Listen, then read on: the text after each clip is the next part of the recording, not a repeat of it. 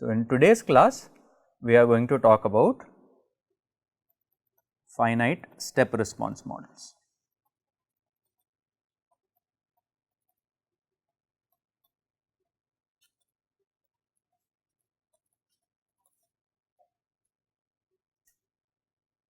Okay.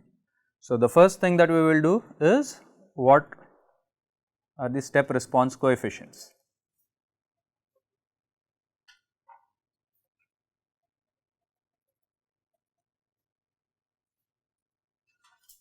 Okay.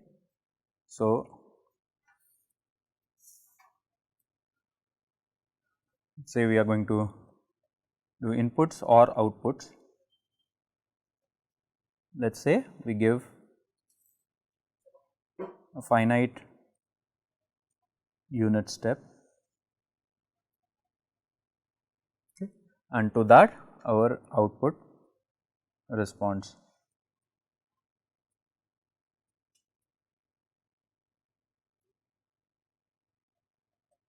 This way, maybe I will make it flat. Okay. This input is a unit step. Okay. Let us say this is S1, S2, S3, S4, so on to Sn, Sn plus 1 and so on. Okay. The assumption is that Sn plus 1 equal to Sn plus 2 equal to so on up to S infinity, and all of them are equal to Sn. Okay. So, all the information that we need are the coefficients S1, S2, S3 up to Sn. Okay. So, we will need the coefficients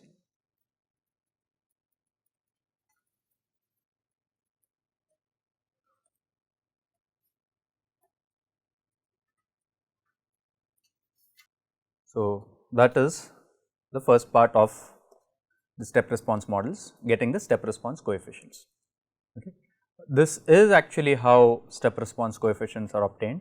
You do not necessarily give a unit step change, you might give an appropriate step change. So, let us say the flow rate is 100, then you will go from 100 to 110 or 100 to 90. So, it is a step change of 10 and you divide the output response by 10 and that is fine enough. Okay. Let us say the value of another input variable was 0.1, you will not go from 0.1 to 1.1, you will go from 0.1 to say 0.11. Okay. So, it needs to be an appropriate sized step. Okay. So, that is something that you need to know about this. Okay. So, question for you, how do you think the step response coefficients are related to impulse response coefficient? Just a hint, for impulse input was 1, 0, 0, 0 and so on. Step input is 1, 1, 1, 1 and so on, right. So, this is 1, this is 1, this is 1, this is 1 and so on. Okay. So, that is just a hint for you to calculate. So, how do you think the step response coefficients and your impulse response coefficients are related? It is a superposition of train of impulses. So, it is impulse 1 at time 1 plus response of impulse 1 at time 1 plus impulse 2 at time 1, time 2 plus impulse number 3 which is at time 3 and so on, all of which are unit pulses or unit impulses and sum of that. So, what is S1 going to be equal to in terms of H1, H2 up to Hn? What is S1 equal to? H1, correct. Maybe you guys do not respond because you have already given the answer. What is H2 equal to? Sorry, S2 equal to? H1 plus H2. Why? Because it is 1 multiplied by H1 plus 1 multiplied by H2. Where is the first one coming from? That is uk minus 1, where is the second one coming from? Uk minus 2. u1 was 1, u0 was 1. So, it is h1 plus h2. Okay. S3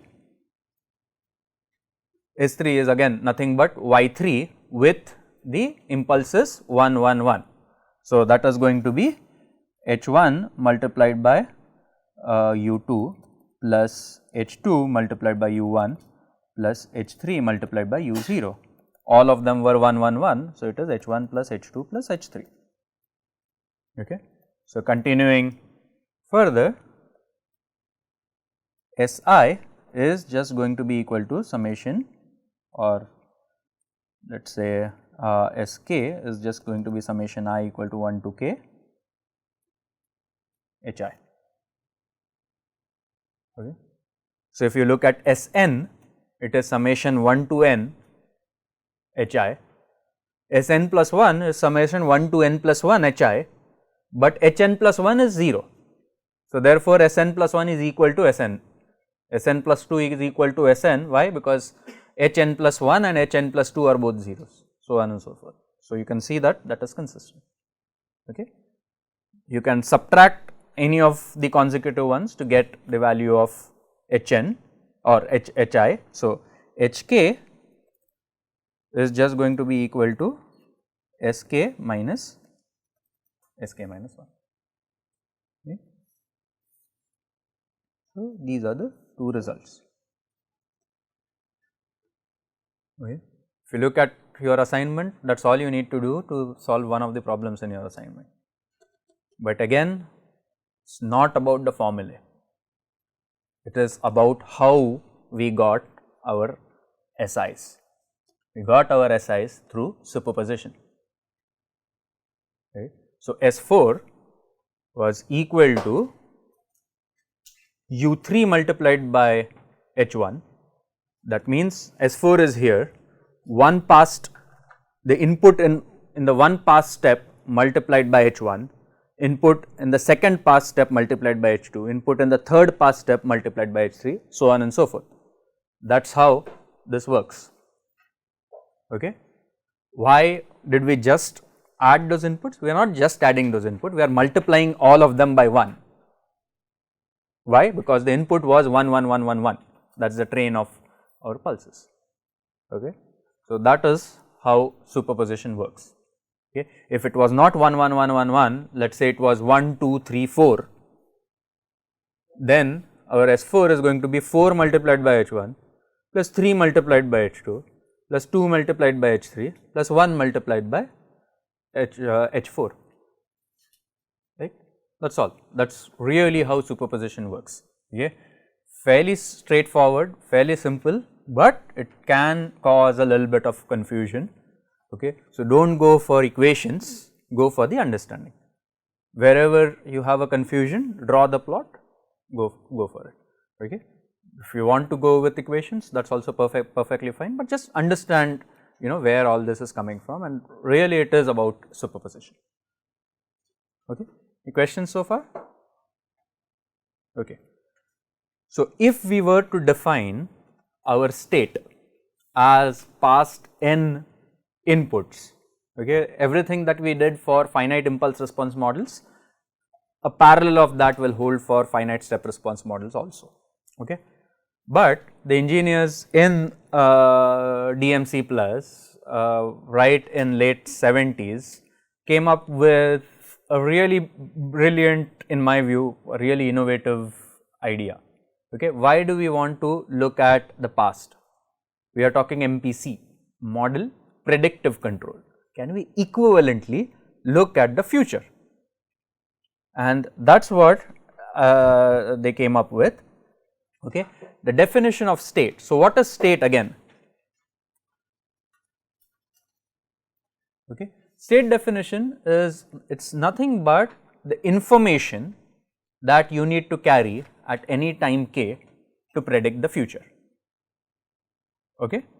In case of finite impulse response models, we said that the information that we will carry is the past n input. Why past n inputs and not past 2n inputs? Because beyond that they do not affect the output. So, all we needed was past n inputs. Okay. If we have For example, this polynomial models, what information we will need to carry? We will need to carry past n outputs and past m inputs.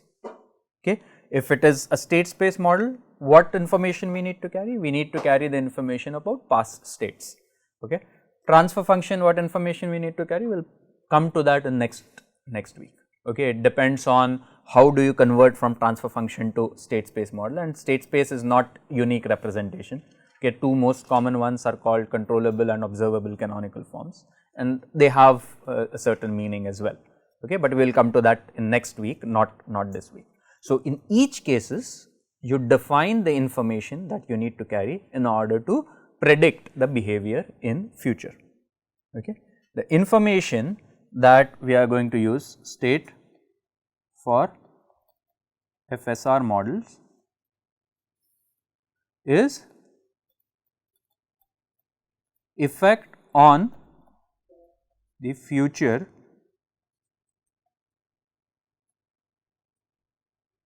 n outputs.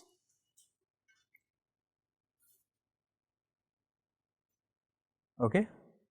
So, just stay with me for a bit.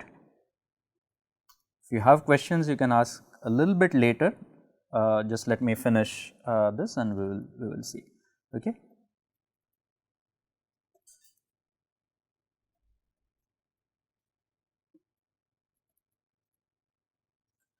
This is past and we have future.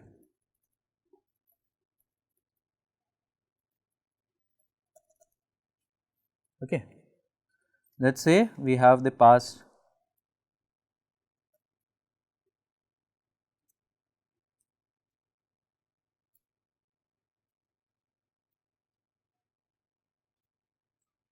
n input moves from the past. Okay. What do we do with step response model? We are going to give a step change. So, what the engineers in DMC Corp and Shell they assumed is, let us say this is how the input has behaved in the past, okay, and beyond this let us say the input is held at this value. Okay. So, with that let us find out how is the output going to change. Okay. So, let us say the output in the past has changed. Okay, I am just drawing an arbitrary cartoon.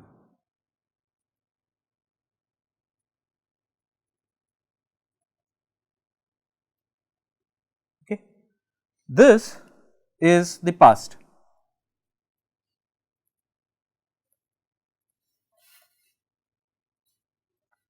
This is the future.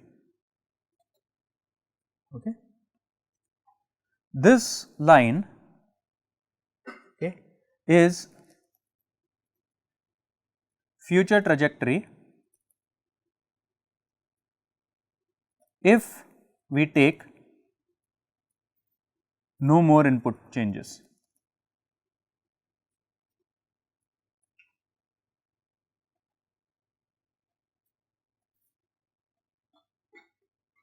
Okay. Let us represent this as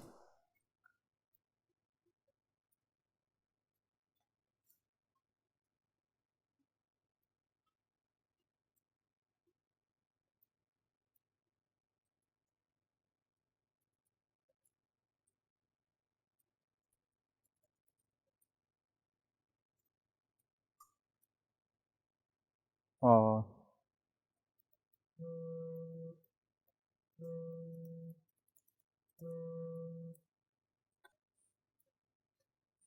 let us define this as how the system is going to respond in the future if we take no other input moves.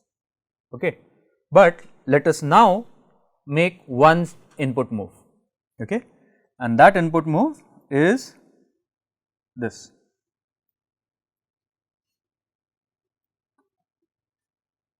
So, how does superposition work? This let us say is delta Sk. Okay. So, now superposition also is going to work. So, if we were going to make just this input move,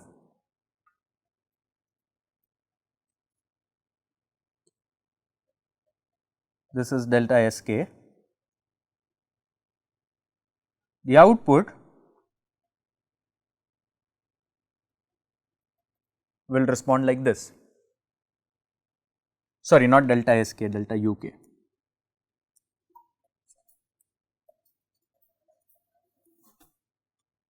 Okay. How is this output response going to be? It is going to be S1 multiplied by delta Uk, S2 multiplied by delta Uk, and so on up to Sn multiplied by delta Uk. So, what do you think is going to be the future behavior of this overall system if this captures the effect of the past and this is the predicted effect of the current input move?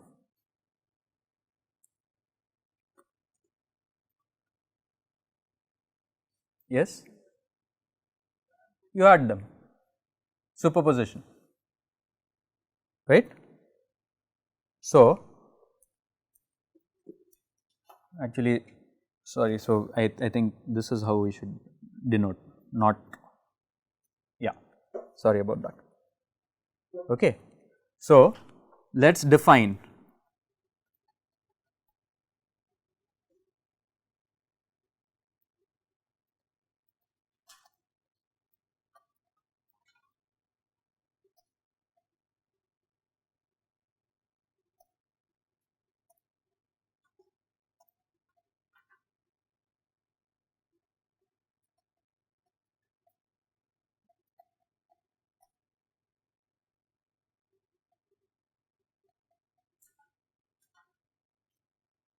so yi k is equal to y k plus 1, assuming inputs up to uk minus 1 have been implemented. So, it only captures the effect until uk minus 1, which basically means it only captures the effect of this solid line, it does not capture the effect of k. Okay. So, what is going to be yi k plus 1? This is nothing but y k plus I plus 1, assuming input only until uk.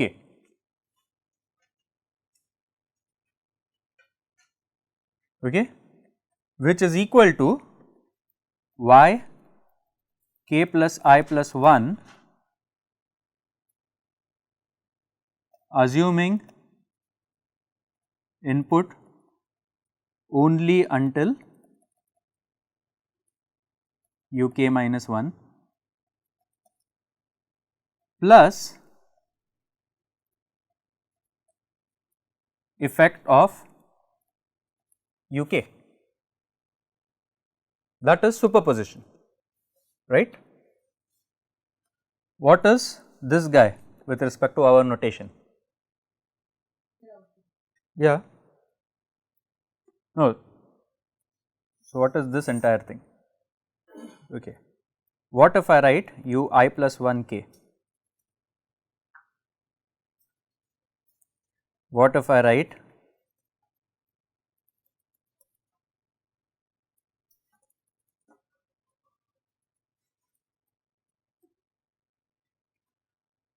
what is the difference between the three? Maybe I should write this above.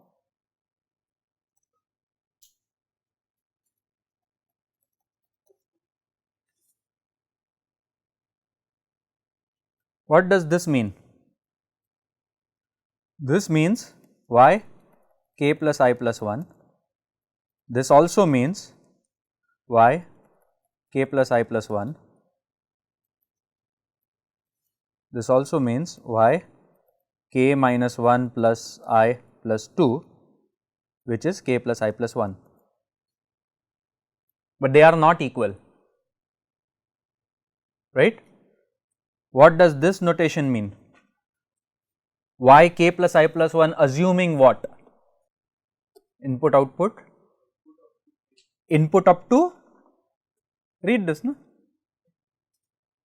Input up to k plus 1 minus 1, which is input up to k.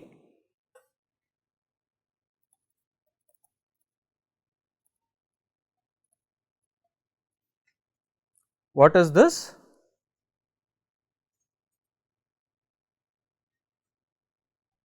This is y k plus I plus 1 with input up to k minus 1. This is y k plus I plus 1 with up to k minus 2. Okay. That is what it means. Right. Keep in mind k and I are dummy. If you change k to k plus 5, everywhere that k appears you change it to k plus 5. You change I to I minus 2, everywhere I appears you change it to I minus 2. I mean, don't use negative values, but yeah, k equal to 4, replace k everywhere with 4, I equal to 7, replace everywhere I with 7. Yeah, this is just a notation that we are using for now, okay, just to say up to how much inputs in the past we are considering to see the effect in the future. Okay. So, if you want to go from here to here, you need to add the effect of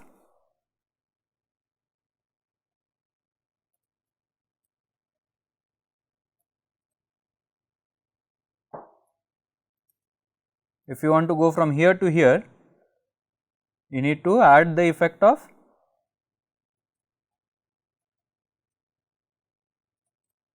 UK. That is really what you need to do. Okay. So, what is the effect of UK? You have seen what the effect of UK is, right. Okay. The effect of UK is delta UK multiplied by S1, delta UK multiplied by S2 and so on up to delta UK Sn, delta UK Sn, delta UK Sn, so on and so forth.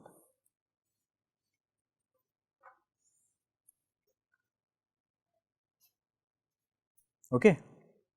This one is on the output k plus 1, this guy is on the output k plus 2, this guy is on the output k plus n. We want to find the effect on the output k plus I plus 1.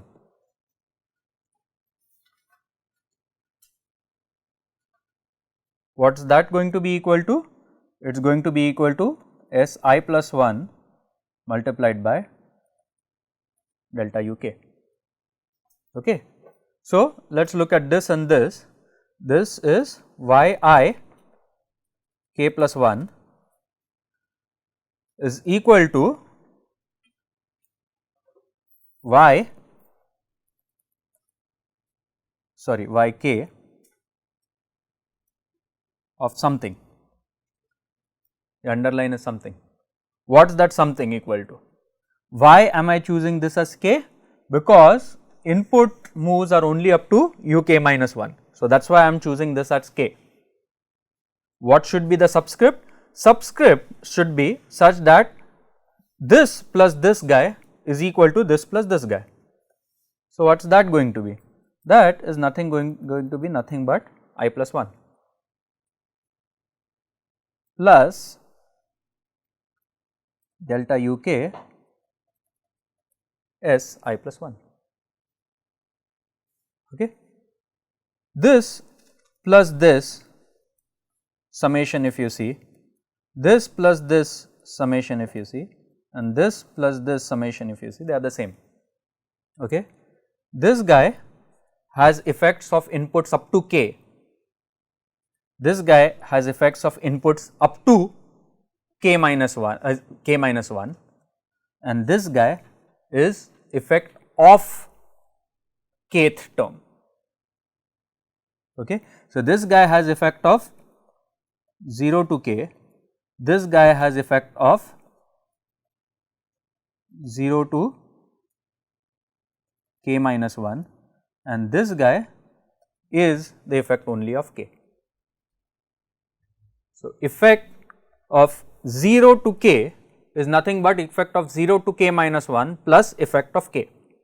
Effect of 0 to k plus 3 is effect of 0 to k minus 1 plus effect of k plus effect of k plus 1 plus effect of k plus 2. Okay. That is superposition.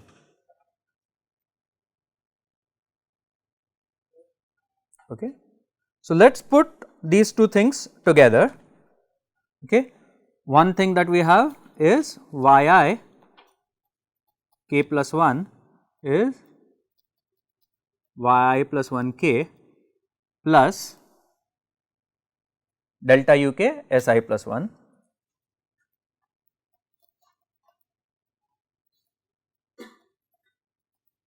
Okay. The other thing was our memory is going to be this guy y0, y1, y2 up to yn. Okay.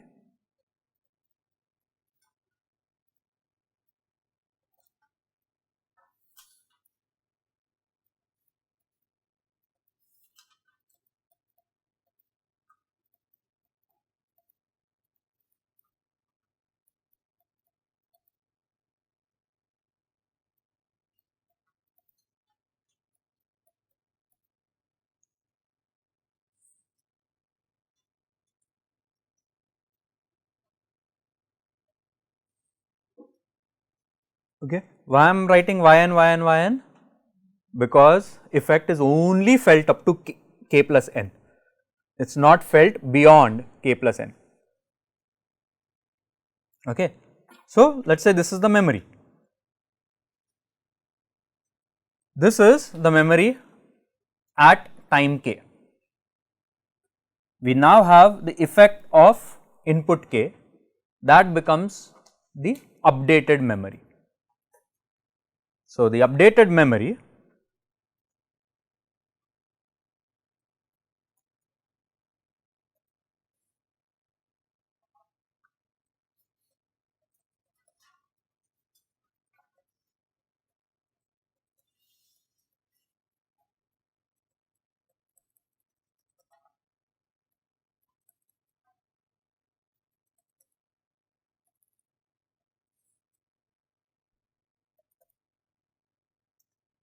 equal to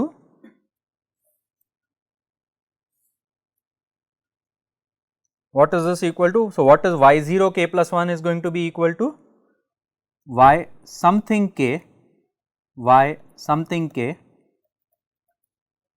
y something k, y something k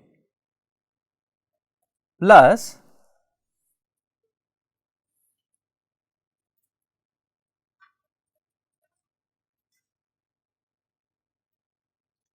okay, what is the subscript here? Look at this equation and determine what the subscript is. y1. What is the subscript here? y2. What is the subscript here? yn plus 1, which is nothing but yn. Okay. What should be the values over here?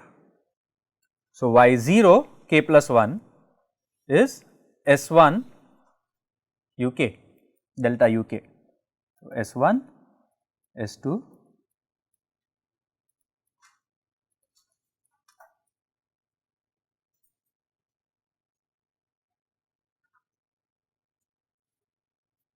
okay.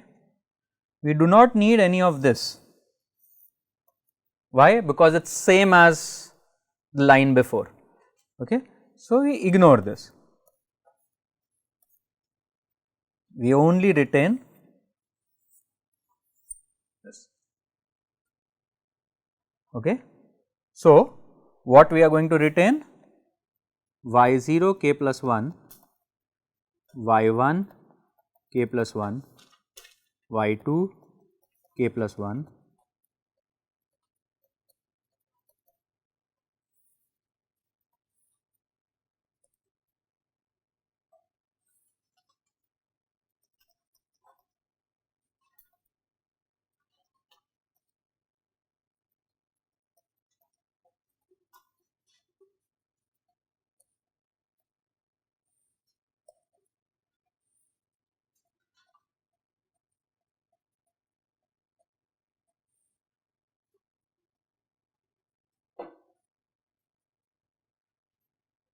okay. But note that our state definition was this guy. So, how do you go from here to here? You just do an upward shift. What do you mean by upward shift? Previous state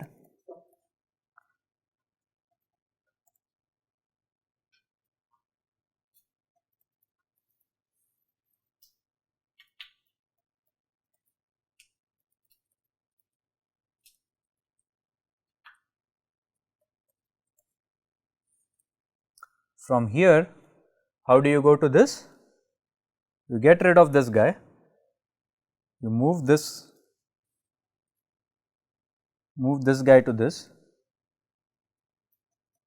you move this guy to this, you move this guy to this, and you retain this guy over here itself. So, let us take a specific case, let us say n was equal to 5. Okay. So, then at time k, when you reach, okay, what do you have? You have the past experience. The past experience is going to be y0 k, y1 k, y2 k, y3 k,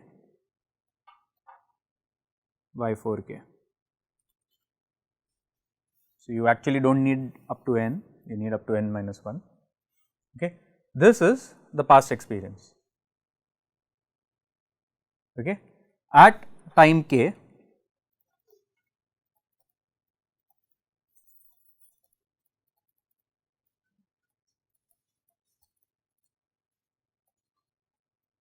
you implemented delta uk.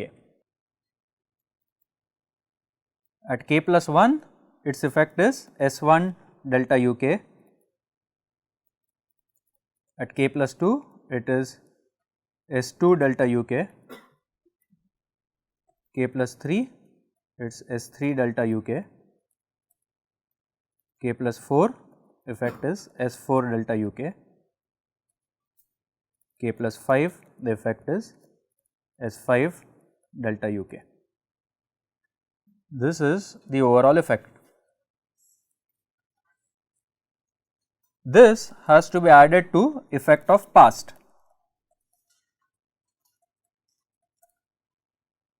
Okay. Past was stored as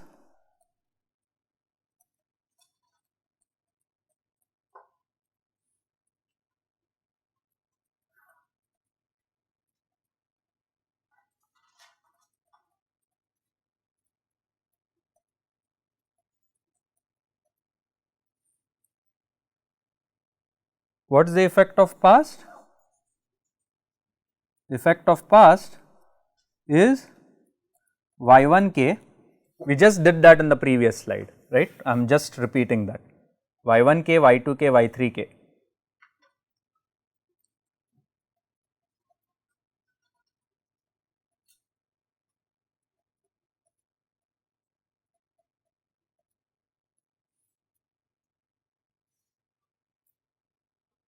But k minus 1 is going to affect k, k plus 1, k plus 2, k plus 3, k plus 4, then it will remain k plus 4, k plus 4, k plus 4, k plus 4. So, y5 k is equal to y4k. Okay. So, how do you update?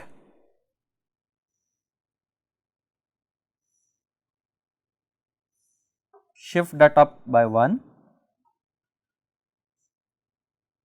get rid of this,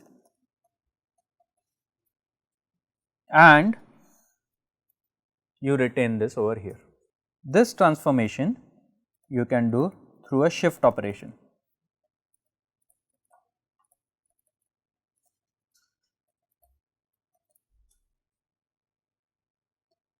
Okay.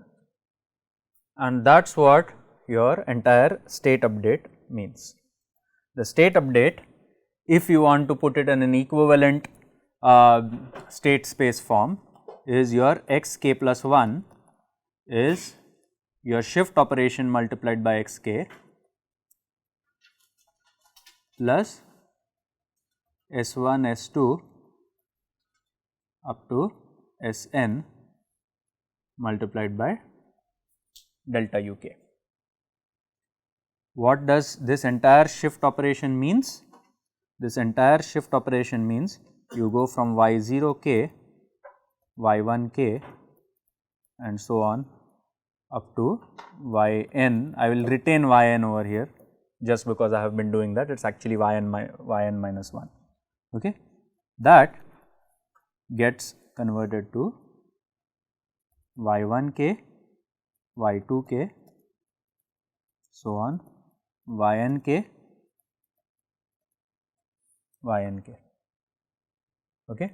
So, you get rid of this guy, move all of them one step up, retain the last guy. Okay. You can represent this as a matrix, M can be represented as a matrix. In reality, why do matrix multiplication? You can simply do shift. Shift is much more easier computationally than a matrix multiplication. But if you really wanted to do matrix multiplication, how will you do that? This will be 0, 1, 0, 0, 0 for a 5 dimensional, 0, 0, 1, 0, 0, 0, 0, 0, 1, 0, 0, 0, 0, 0, 1, 0, 0, 0, 0, 1 multiplied by y0, y1, y2, y3, y4. What that gives? 0 multiplied by y0 plus 1 multiplied by y1, 0 multiplied by y0, 0 multiplied by y0, y1, 1 multiplied by y2. This will do the shift while retaining the last row. Okay. Do not have to worry about it. This is if you want to convert it into equivalent state space, do not worry about that. All you need to do. So, the entire crux of this 50-minute discussion is that state space models, you get S1 to Sn. At any time k, you are keeping in your memory the prediction of future, assuming inputs only up to k minus 1. That prediction of future is element 1, element 2, element 3 up to element n. Forget about what that elements are for a moment. You are just blindly doing the operation. What is the operation you are doing? Element 1, get rid of it. Element 2, move it one step up. Element 3, one step up. Element 4, one step up. Element n, one step up. What do you do with the last guy? Repeat the element n. Okay. That is the effect of past, how you are going to carry over. Effect of present is going to be plus S1, S2, S3 up to Sn multiplied by delta u, not u but delta u. Why? Because that is how it works. Okay. This is just that particular step multiplied by your step response coefficients. That is all really the crux of this entire 50 minutes is. Okay. Okay. Then we stop over here, and in tomorrow's lecture we will do a recap and we will see how this we can use in order to do model predictions using step response matrices. Okay. All right. Thanks everyone.